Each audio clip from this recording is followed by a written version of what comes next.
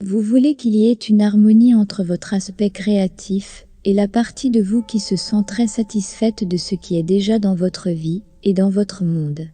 Atteindre cet équilibre fait de vous un meilleur être créateur. Cela rend tous vos efforts de manifestation plus efficaces et plus rapides. Tel que vous êtes maître, vous avez la suprématie sur toutes les conditions de vie.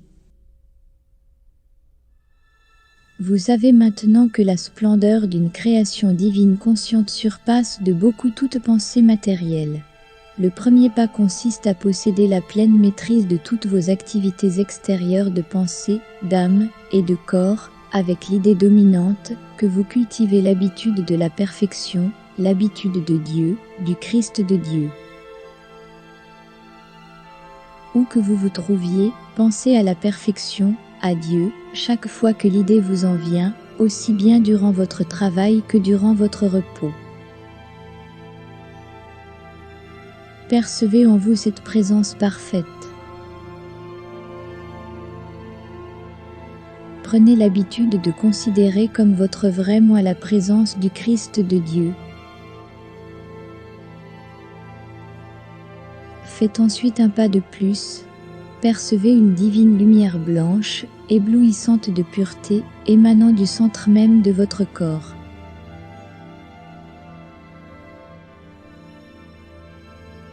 Voyez-la jaillir avec une telle splendeur et un tel éclat qu'elle finit par rayonner de toutes les cellules de votre corps, de tous vos tissus, muscles ou organes.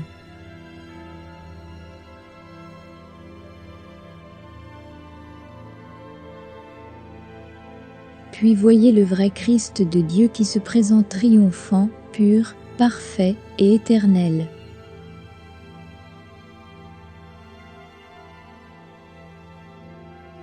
Non pas mon Christ, mais votre vrai Christ de Dieu, le seul véritable Fils de Dieu, la divinité qui triomphe de tout.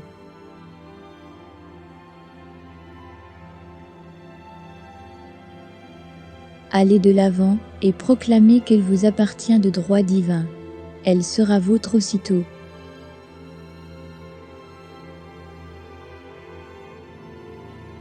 Chaque fois que vous dites Dieu, sachez pertinemment que vous présentez Dieu au monde. Ce faisant, vous lui rendrez plus de service qu'en me présentant comme Christ de Dieu, car il est bien plus grand et plus noble de vous voir vous-même comme le Christ de Dieu et de présenter vous-même Dieu aux hommes.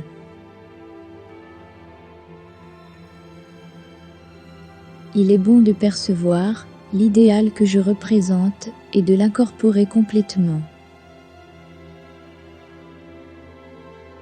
Alors, nous ne sommes ni séparés les uns des autres ni séparés de Dieu. C'est ainsi que l'homme triomphe du monde. Ne percevez-vous pas les grandes choses réalisables par notre communion en Dieu? Si vous la cultivez avec amour, dévotion, respect et adoration, elle devient une habitude qui absorbe entièrement votre vie courante. En peu de temps, vous aurez manifesté la divinité, vous serez redevenu le Christ divin, le premier-né de Dieu. Vous ne ferez plus qu'un avec l'esprit originel, l'énergie essentielle. Sentez, percevez, saisissez effectivement cette grande lumière.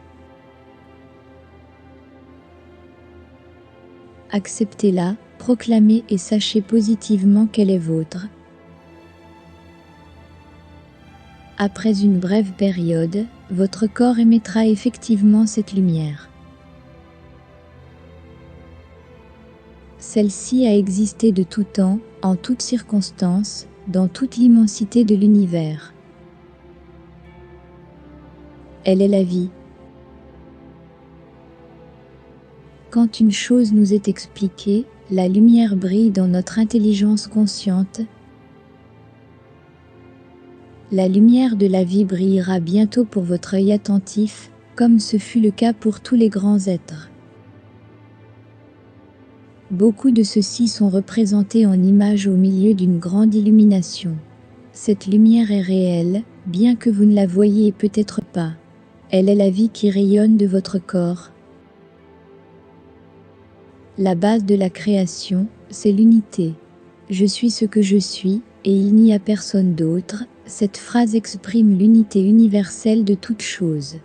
Parlez au Christ en vous et demandez-lui, « Qui suis-je » Sa réponse sera toujours identique, « Tu es Dieu », car le Christ n'est dit que la vérité absolue. Alors, n'acceptez aucune autre vérité. Le Christ a toujours raison. Quel besoin avons-nous de continuer à demander un état de choses qui est déjà réalisé? Combien de fois une situation peut-elle être réglée? Avons-nous besoin de supplier pour une chose que nous possédons déjà? Non. Vous pouvez suivre à la trace la vie de nos plus grands hommes et voir comment ils acceptaient les faits. La manière d'accomplir existait déjà profondément dans leur subconscient. Étant libérés de tout sentiment de limitation, ils étaient capables d'exprimer ce qui existait déjà. C'est par une absence totale de division que nous représentons le principe.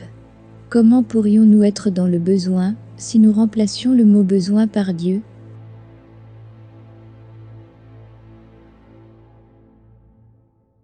Je suis le pouvoir de Dieu en action dans ce monde.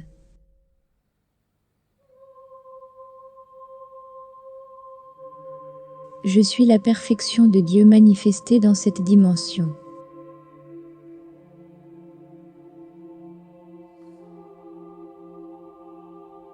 Je suis le pouvoir de Dieu en action dans ce monde.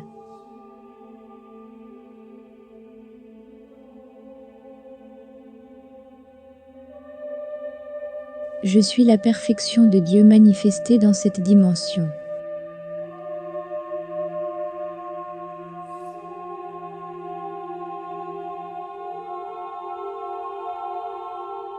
Je suis le pouvoir de Dieu en action dans ce monde.